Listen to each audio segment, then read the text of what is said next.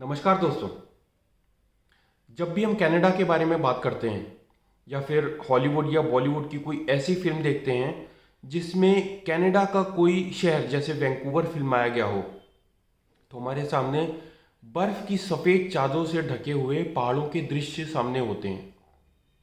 Canada एक ठंडा देश है, या कह लीजिए कि एक विंट्री कंट्री है, जहाँ पर -20 से -30 डिग्रीज के टेम्परेचर्स होना एक आम बात है।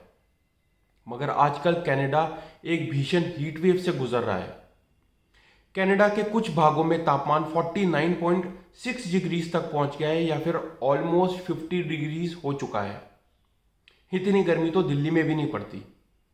आमतौर पर ऐसे तापमान या तो दुबई में या फिर मिडिल ईस्ट कंट्रीज में ही देखे जाते हैं। इस भीषण हीट वेव की वजह से कनाडा में 800 से ज़्यादा लोगों की जानें जा चुकी हैं।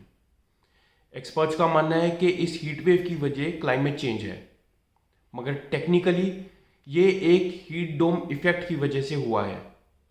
अब ये हीट डोम इफेक्ट क्या होता है, इसी बारे में हम आज के वीडियो में बात करने वाले हैं। स्पेसिफिकली अगर बात करें तो कनाडा के साउथ वेस्ट में एक शहर है जिसका नाम है ब्रिटिश कोलंबिया, और ब्रिटिश कोलंबिया में एक छोटा सा गांव है जिसका नाम है लिटन। अब ये लिटन गांव के कोऑर्डिनेट्स बिल्कुल वैसे हैं जैसे लंदन के यूके में हैं। ये बात बताना इसलिए ज़रूरी है क्योंकि कोई भी जैसे जैसे इक्वेटर से नॉर्थ की तरफ जाता है तो ठंड बढ़ती जाती है और गर्मी कम होती जाती है। लिटन गांव में किसी के भी घर एसी नहीं लगे हुए। इस एबनॉर्मल हीट की वजह से वहाँ पर तापमान 49.5 डिग्रीज तक पहुँच गया। अगर हम इसे कंपेयर करें दिल्ली से, तो दिल्ली का आज तक का all time high temperature 48 degree centigrade रहा है। इसका मतलब है कि कनाडा के एक छोटे से गांव ने गर्मी के मामले में दिल्ली को भी पीछे छोड़ दिया। अब ये हीट वेव इतनी इंटेंस थी कि इसकी वजह से वहाँ पर पावर केबल्स मेल्ट हो गए, सड़कें टूट गई, और काफ़ी लोगों ने पब्लिक प्लेसेस में जाकर शेल्टर लिया क्योंकि उनके घर में एसी नहीं थे। बहुत से लोगों ने गाड़ियों में बैठकर अपनी रातें बिताई। मगर ये सब कुछ ही दिनों तक चला, क्योंकि उसके बाद पास वाले जंगलों में वाइल्ड फायर की वजह से भीषण आग लग गई। ये वाइल्ड फायर उसी तरह से थी जैसे 2020 में कोरोना वायरस से ठीक पहले ऑस्ट्रेलिया के जंगलों में आग लगी थी। हीट डोम इफेक्ट को समझने के लिए मान लेते हैं कि पैसिफिक ओशन एक स्विमिंग पूल है। पैसिफिक ओशन को अगर हम दो हिस्सों में बांट दें, वेस्ट पैसिफिक ओशन और ईस्ट पैसिफिक ओशन, काफ़ी सालों से ये देखा जा रहा है कि वेस्ट पैसिफिक ओशन का तापमान ईस्ट पैसिफिक ओशन के मुकाबले में ज़्यादा हो गया है। इसकी वजह से एक टेम्परेचर ग्रेडियंट बन जाता है, जिसकी वजह से गर्म हवाएं वेस्ट पैसिफिक ओशन से चलकर ईस्ट पैसिफिक ओशन तक पहुंच जाती हैं, और उसके बाद यही गर्म हवाएं फिर लैंड एरिया तक पहुंच जाती हैं, और वहाँ पर जाकर ये हॉट एयर मास जो है वहाँ पर जाकर ट्रैप हो जाता है। ये हॉट एयर मास जब भी ऊपर जाने की कोशिश करता है तो ऊपर से इसे हाई प्रेशर विंड्स नीचे धरती की तरफ दोबारा धकेलती हैं।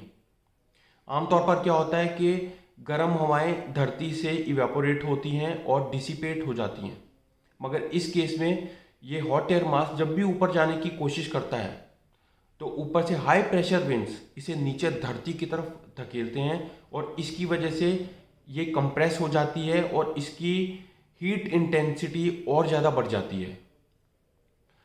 तो ये hot air mass high pressure winds की वजह से ट्रैप हो जाता है और एक प्रेशर कुकर के जैसे सिचुएशन बन जाती है। अब अगर क्लाउड फॉर्मेशन हो जाए तो काफ़ी हद तक सूरज की रेडिएशन धरती तक नहीं पहुंच पाती और हीट वेव की इंटेंसिटी कम हो जाती है। मगर हाई प्रेशर विंड्स की वजह से क्लाउड फॉर्मेशन भी नहीं हो पाता, और सूरज की जो रेडिएशन है वो धरती तक पहुंचती है और इस हीट वेव की इंटेंसिटी को और बढ़ा देती है। अब ये हीट वेव ह्यूमिडिटी के साथ भी हो सकती है और ह्यूमिडिटी के बिना भी हो सकती है। तो ह्यूमिडिटी एक बहुत ही ज़्यादा इंपॉर्टेंट फैक्टर बन जाता है। अगर हीट वेव ह्यूमिडिटी के साथ हो तो ये बहुत ही ज़्यादा खतरनाक हो जाता है। बहुत से लोग सोचते हैं कि मैं तो बहुत ज़्यादा फिट हूँ, मैं 40 डिग्री टेम्परेचर तो क्या, मैं तो 50 डिग्री का टेम्परेचर भी सर्वाइव कर जाऊँगा। लेकिन ये उनकी बहुत बड़ी गलतफहमी है, क्योंकि 45 डिग्री का टेम्परेचर विदाउट एनी ह्यूमिडिटी भी कोई भी इंसान सर्वाइव कर जाएगा। लेकिन अगर 35 डिग्री का टेम्परेचर है और वहाँ पर ह्यूमिडिटी है तो उस इंसान के लिए सरवाइव करना बहुत मुश्किल हो जाएगा। ये समझने के लिए हम एक उदाहरण लेते हैं।